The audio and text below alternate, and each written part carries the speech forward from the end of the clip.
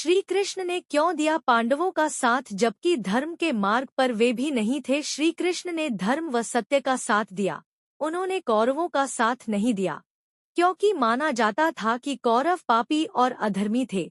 कौरव जिद्दी, छली और कामी थे, लेकिन क्या पांडव ये सब नहीं? भीष्म ने गांधारी की इच्छा के विरुद्ध धृतराष्ट्र से उसका विवाह करवाया था। दूसरी ओर काशी नरेश की 3 पुत्रियों का अपहरण कर उनका बलपूर्वक विचित्रवीर्य से विवाह करवाया था, जिसमें से एक अम्बा ने आत्महत्या कर ली थी। भरी सभा में जब द्रौपदी को निर्वस्त्र किया जा रहा था तब भीष्म चुप थे। इसी तरह दुर्योधन ने अनगिनत पाप किए हैं। कहते हैं कि दुर्योधन ने भी भानुमति से बलपूर्वक विवाह किया था। दूसरा, उसने छल से भीम को कालकूट विष पिला दिया था। पांडवों को बिना किसी अपराध के उसने ही तो जलाकर मारने की योजना को मंजूरी दी थी। दुर्योधन और उसके सभी भाई निरंकुश थे। महाभारत में दुर्योधन के अनाचार और अत्याचार के किस्से भरे पड़े हैं। दुर्योधन की जिद, अहंकार और लालच ने लोगों को युद्ध की आग में झोंक दिया था, इसलिए दुर्योधन को महाभारत का खलनायक कहा जाता है।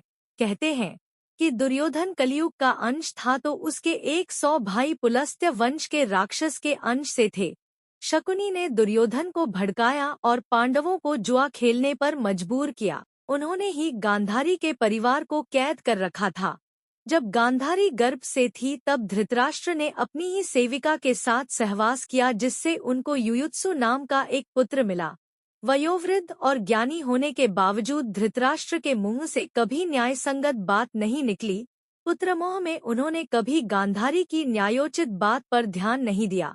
इस तरह देखें तो कौरव पक्ष में कई ऐसे लोग थे जो कि पापी और अनाचारी थे।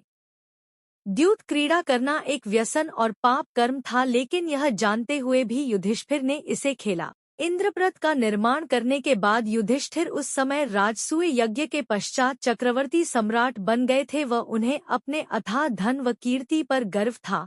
जब उनके पास सब कुछ था तब भी उन्होंने क्यों जुआ खेलने का कर्म किया? युधिष्ठिर ने द्रौपदी को दांव पर लगाया और वे हार गए। क्या अपनी पत्नी को जुए में दांव पर लगाना अनैतिक और अधर्म नहीं था? इससे पहले क्या किसी महिला को सभी भाइयों की पत्नी बना देना धर्मसम्मत है? क्या युधिष्ठिर और कुंती इसका विरोध नहीं कर सकते थे? फिर द्रौपदी के होते हुए सभी पांडवों ने दूसरी महिलाओं से अलग अलग विवाह किया। क्या यह भी उचित था? दरअसल द्यूत क्रीड़ा एक बुराई है, यह जानते हुए भी युधिष्ठिर ने इससे खेलने को स्वीकार किया। शकुनी और दुर्योधन ने उन्हें सार्वजनिक रूप से इसका निमंत्रण भेजा था और उस दौर में यह क्रीड़ा क्षत्रियों में ज्यादा प्रचलित थी। दुर्योधन का द्यूत का निमंत्रण भेजने के पीछे मात्र एक मकसद था, बिना युद्ध किए पांडवों से उनका राज्य व संपत्ति हड़प लेना।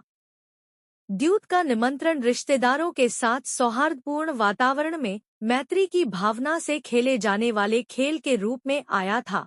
यह निमंत्रण धृतराष्ट्र की ओर से विदुर लेकर आए थे, यानी हर तरह से दुर्योधन ने यह सुनिश्चित कर लिया था कि बिना उपहास का पात्र बने युधिष्ठिर इसे अस्वीकार न कर सकें।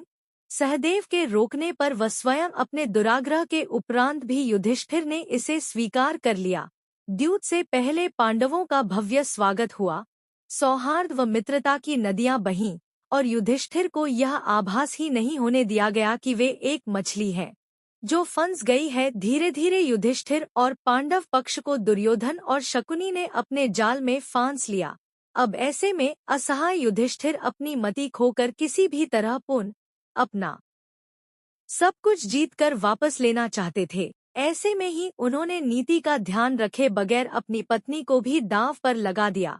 यहाँ युधिष्ठिर का नैतिक पतन हुआ, यह सत्य है। उन्होंने वो किया जो एक राजा, एक परिवार का मुखिया व एक बड़ा भाई होने के नाते उन्हें कदापि नहीं करना चाहिए था। क्रोध, अपमान, ग्लानि व लालच ने उनके विवेक को हर लिया था। धर्मराज धर्म के मार्ग से विमुख हो गए थे। लेकिन उस वक्त यदि दुर्योधन में अंशमात्र भी धर्म की भावना होती तो वह पांडवों को मुक्त कर वहां से जाने देता, चाहे उनका राज्य रख लेता, कभी भी द्रौपदी का चीरहरण नहीं करता। किंतु वह पापी था, उसके मन में पाप था और पांडव पक्ष उसके जाल में फंस गए थे। युधिष्ठिर और दुर्योधन दोनों गलत हैं, किंतु दोनों की मंशा में बहुत अंतर है और इसी अंतर से एक धर्म के प्रतिकूल जाकर भी धर्मराज बना रहा व दूसरा धर्म से बहुत नीचे गिर गया। दूसरी बात, द्रौपदी स्वयंवर की प्रतियोगिता तो अर्जुन ने ही जीती थी, लेकिन कुछ ऐसी परिस्थितियां बनी कि न चाहते हुए भी पांचों पांडवों को द्रौपदी से विवाह करना पड़ा। इसके पीछे कई कारण थे। पहला तो भगवान शिव का द्रौपदी को दिया गया वरदान और दूसरा कुंती के कारण द्रौपदी पांचों पांडवों की पत्नी बनी। इसके अलावा स्वयंवर में अर्जुन द्वारा प्रतियोगिता जीतने के बाद द्रौपदी का विवाह अर्जुन से होने वाला था, लेकिन युधिष्ठिर और द्रुपद के संवाद के बीच वहां वेदव्यास जी आए और उन्होंने राजा द्रुपद को एकांत में ले जाकर समझाया और उन्हें भगवान शिव के वरदान के बारे में बताया। तब द्रुपद मान गए और उन्होंने सभी पांडवों के साथ द्रौपदी का विवाह करना स्वीकार कर लिया। इस तरह हमने देखा कि पांडवों ने धर्म का मार्ग तो कभी छोड़ा नहीं था, लेकिन उनके समक्ष हर बार धर्म संकट जैसी स्थिति खड़ी होती गई। दरअसल पांडवों की नीयत कभी खराब नहीं रही, उन्होंने धर्म और सत्य के लिए ही कार्य किया, लेकिन कौरवों ने छलपूर्वक उनकी संपत्ति और स्त्री को हड़पने का कार्य किया और छलपूर्वक उन्हें वनवास भेज दिया गया। दोस्तों, यह जानकारी आपको कैसी लगी हमें कमेंट के माध्यम से जरूर बताइए। धन्यवाद।